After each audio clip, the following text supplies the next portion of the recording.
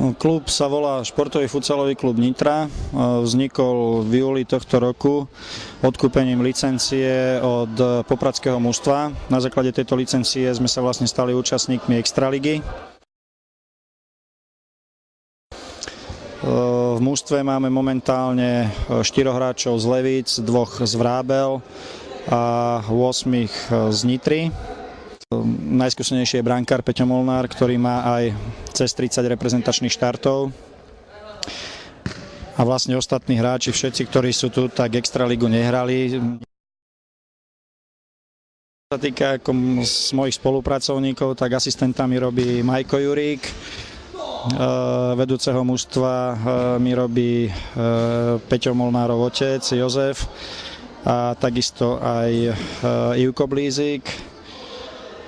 A doktora máme pána doktora Roháča. Skončiť do 8. miesta jednoznačne a pokúsiť sa hrať play-off. Nad ničím iným ani nerozmýšľam, len na play-off, to znamená skončiť do 8. miesta.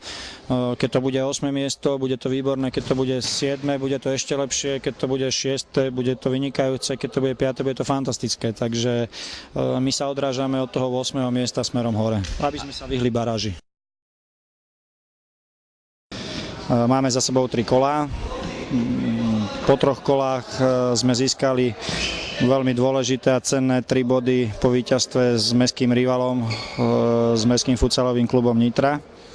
Prvý zápas sme mali hneď majstra z minulého roku RC z Košice, s ktorým sme prehrali 0-3 a posledný zápas sme prehrali s Trnavou, Mima Trnava 1-6.